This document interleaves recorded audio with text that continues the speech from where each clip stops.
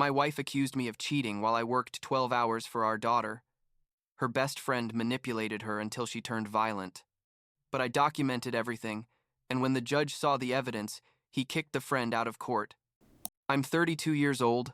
I work in construction as a project supervisor, and I need to tell this story because what happened over the last year basically destroyed my marriage and almost took my daughter away from me.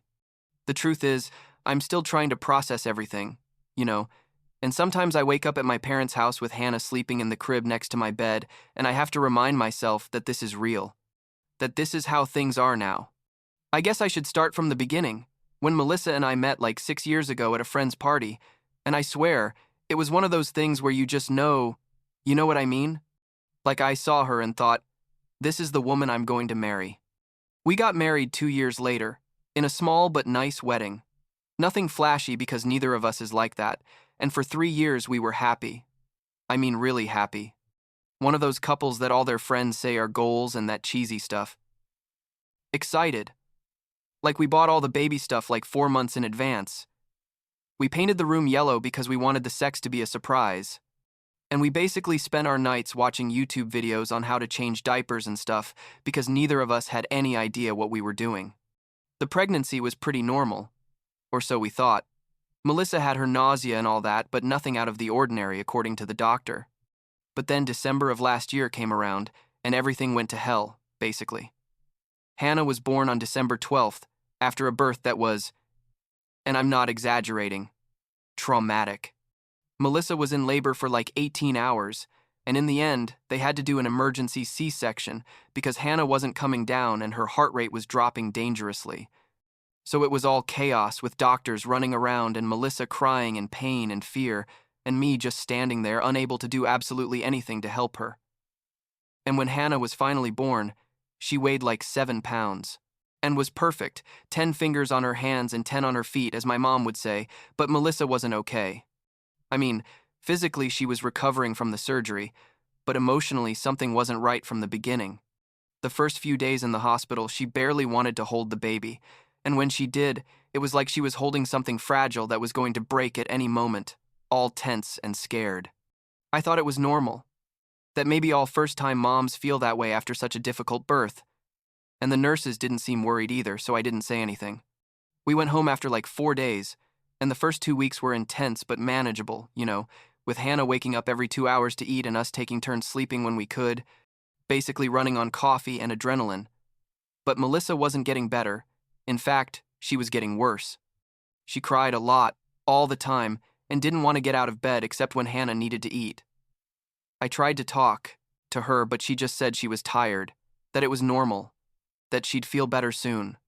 Her mom would come help during the day while I was at work, and she'd tell me it was postpartum depression, that Melissa needed to see a doctor, but when I'd mention that to Melissa, she'd get angry and say her mom was exaggerating, that she just needed time. Then January came and my boss offered me a big project, like really big, that required me to work overtime for like 2 months, basically from 7 inches the morning to 8 or 9 at night some days.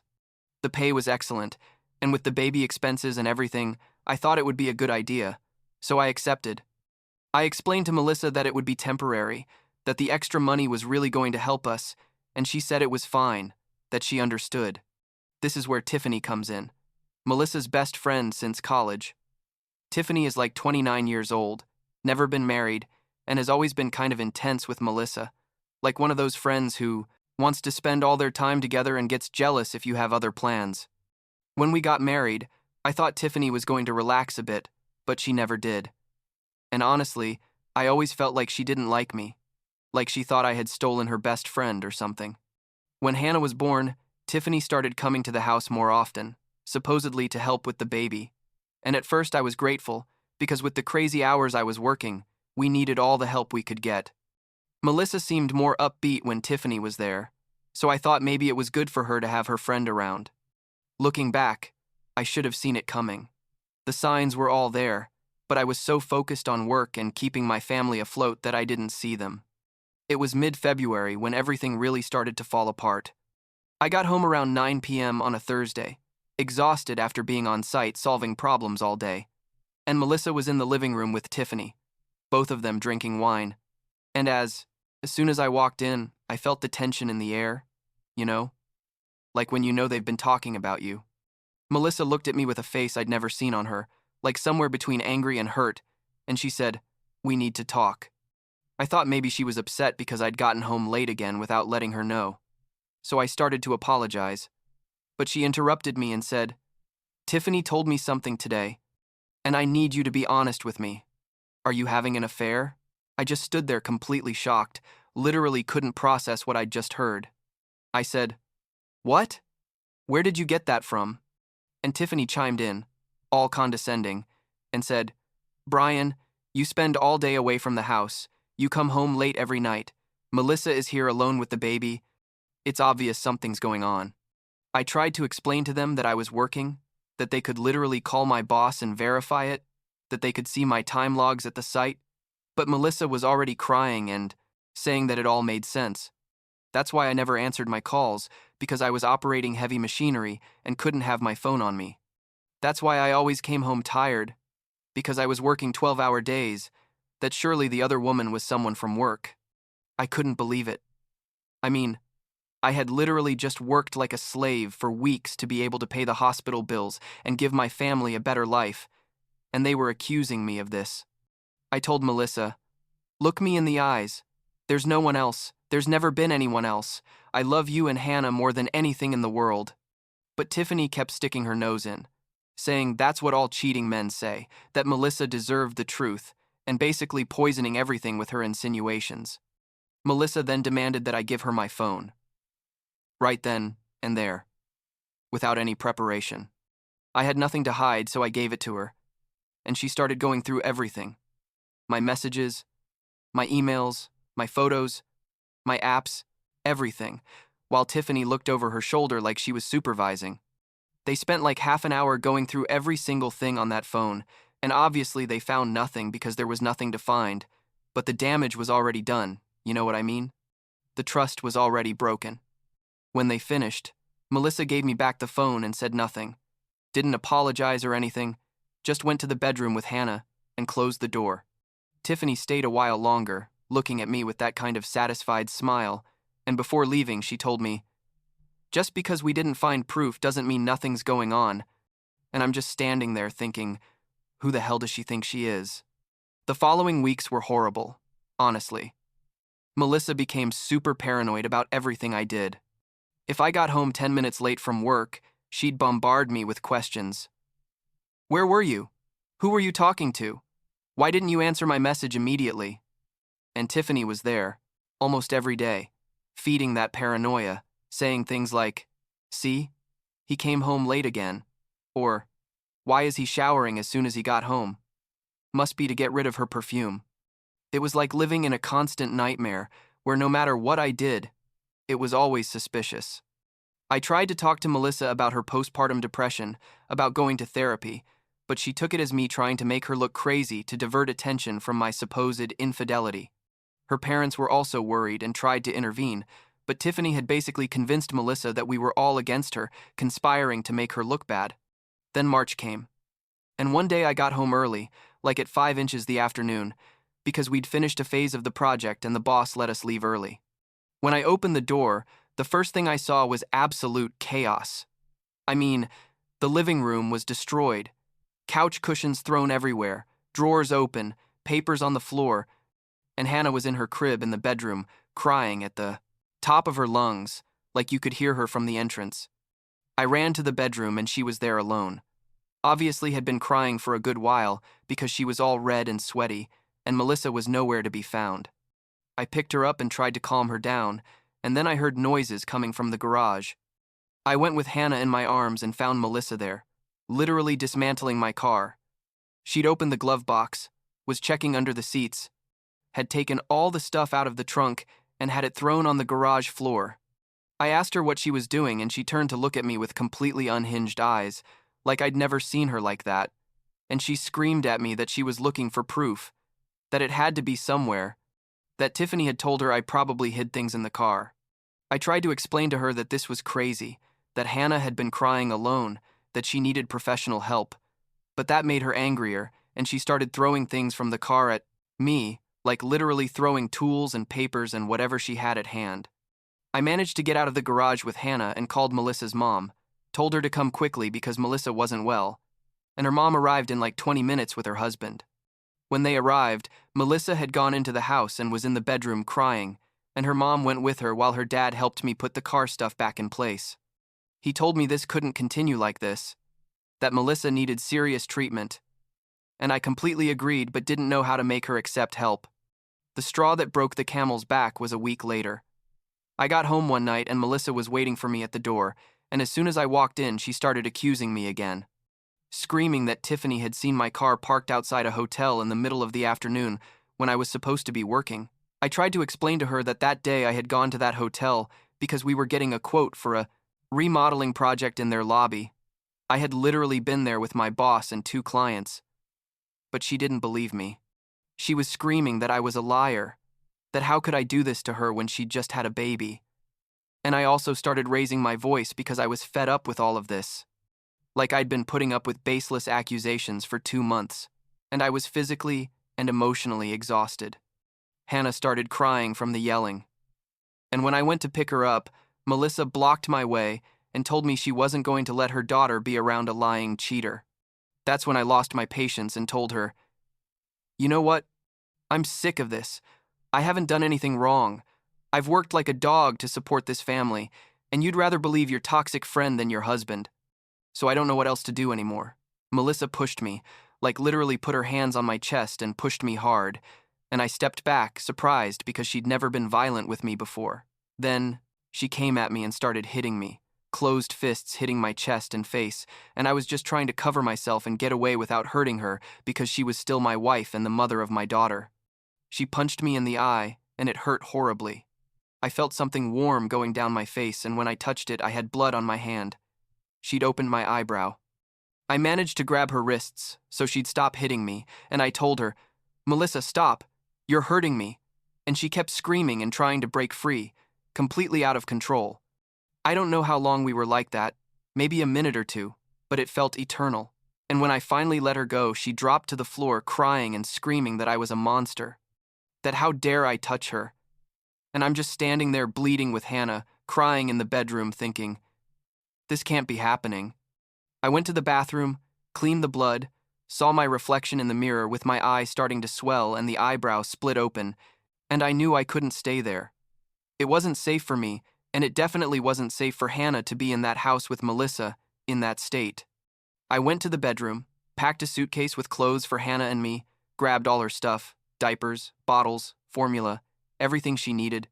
And while I was doing this, Melissa appeared at the bedroom door, screaming, what was I doing, that I couldn't take her daughter.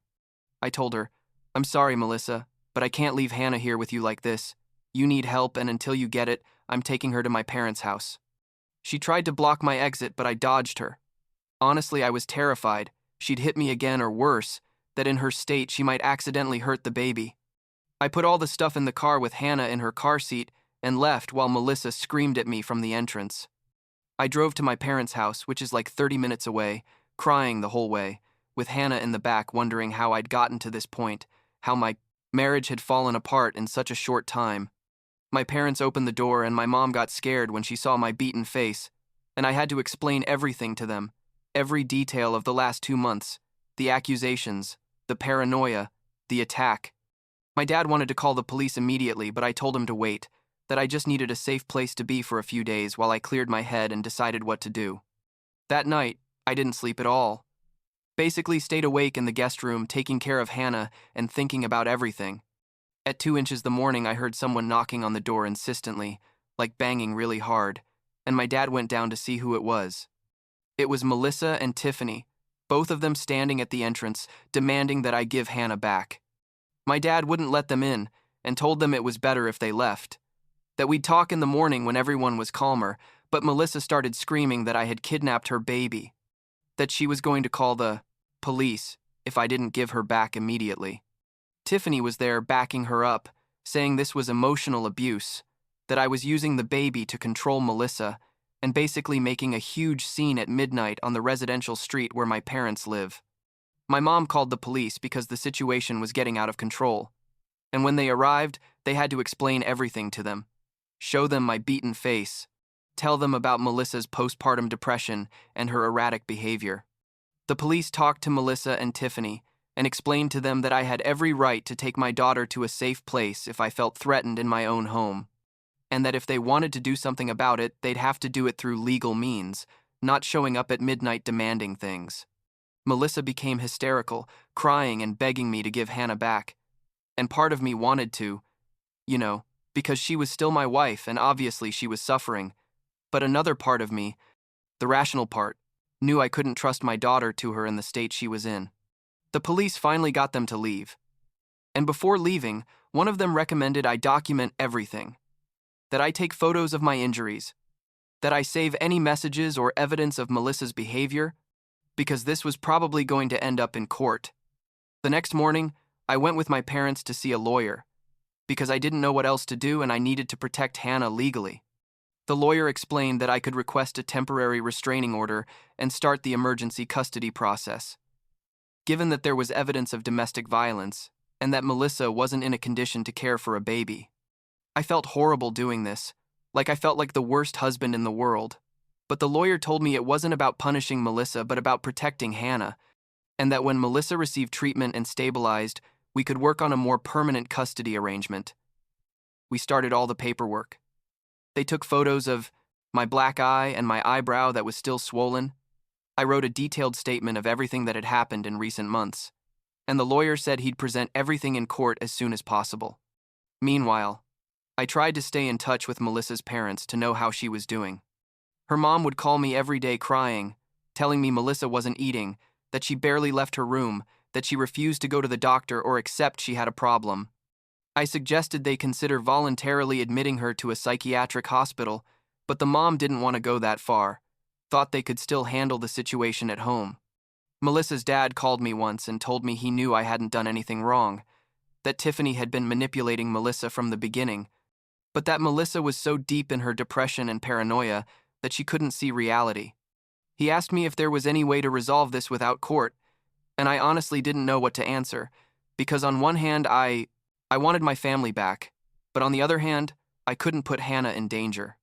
About 2 weeks passed living with my parents, establishing a new routine with Hannah, calling work to explain I needed personal time for a family emergency, and basically just trying to survive day by day.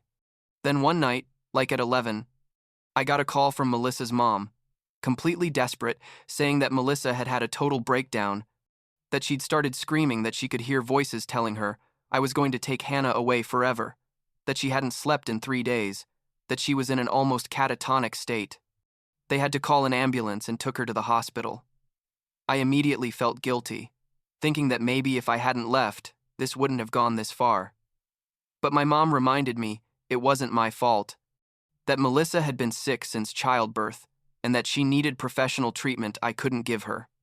Melissa was admitted for like a week in the psychiatric wing of the hospital, where they finally diagnosed her with severe postpartum depression with psychotic symptoms and started her on treatment with medication and intensive therapy.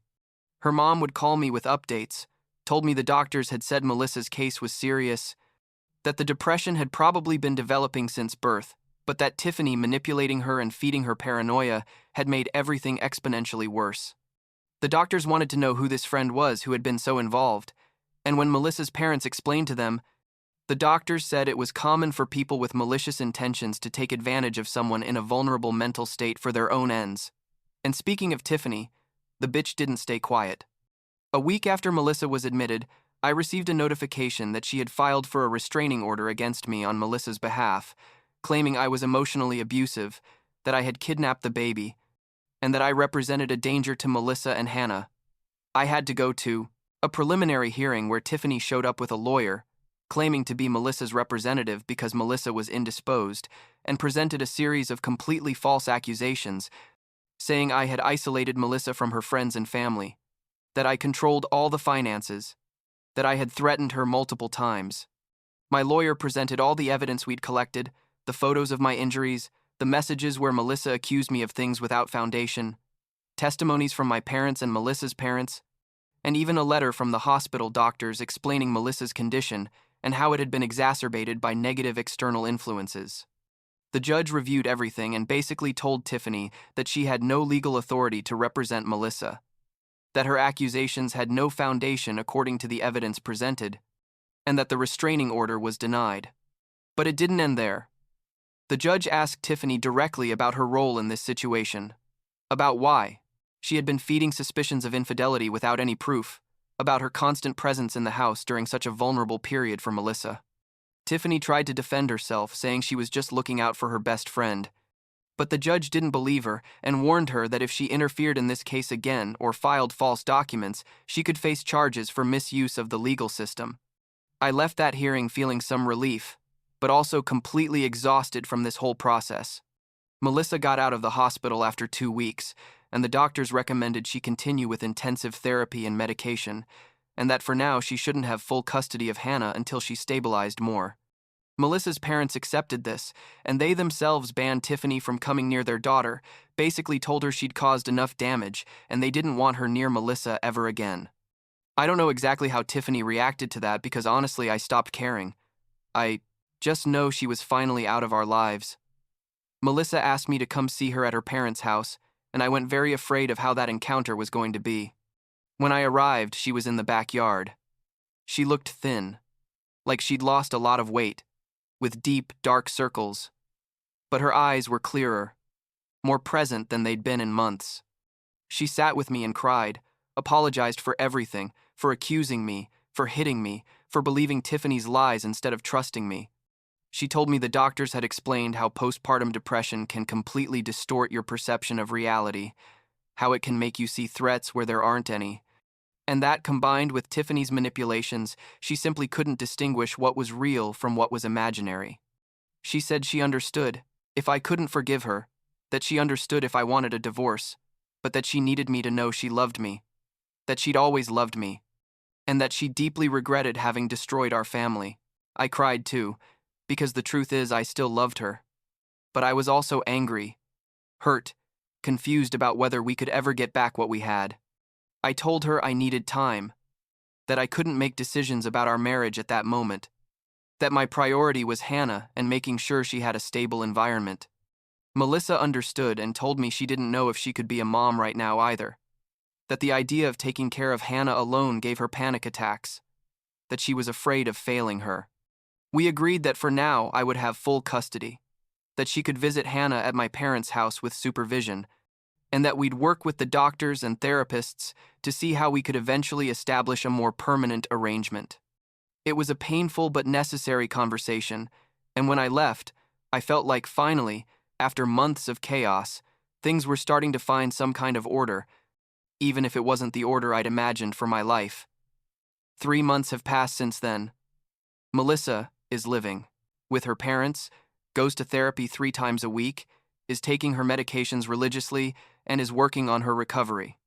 She comes to see Hannah twice a week, always with her mom present, and I can see she's trying, really trying to connect with our daughter even though it's still difficult for her. Hannah is 7 months old now. She's starting to sit up on her own and make those little noises babies make. And every day that passes, I feel more confident in my ability to take care of her. Although I'm still living with my parents because honestly I don't know if I could handle everything alone. My parents have been incredible. My mom is basically the full-time nanny, while I went back to work part-time, and my dad helps me with everything legal and practical. Melissa and I have talked a couple of times about what's going to happen with our marriage, and the truth is neither of us knows. Part of me misses what we had, misses my wife, misses our life before all this happened, but another part of me I don't know if I can trust her again completely. I don't know if I can forget the months of accusations and paranoia and violence. Her therapist says that with proper treatment and time, Melissa can recover completely. That postpartum depression isn't her identity, and that the person she was before is still there. And I want to believe that. I really want to believe it. But I also have to think about Hannah, about giving her the best life possible. And I don't know if that includes her mom right now, or if it would be better for everyone to just move forward separately. Last week, Hannah laughed for the first time. A really loud baby laugh because my dad was making ridiculous faces, and I recorded the video and sent it to Melissa. She responded with a long message telling me how happy she was to see her baby happy, but also how sad she was to have missed that moment to have missed so many moments because her brain betrayed her. She told me that if I decided I couldn't forgive her and we wanted to get divorced, she would accept it and sign any custody agreement I wanted, because Hannah deserved to have a dad who was there for her without all this drama. I still haven't responded to that message because I don't know what to say. I don't know what I want. I don't know what's best. The only thing I know is that Hannah is safe, that she's healthy, that she's in an environment where she's loved, and for now I guess that has to be enough.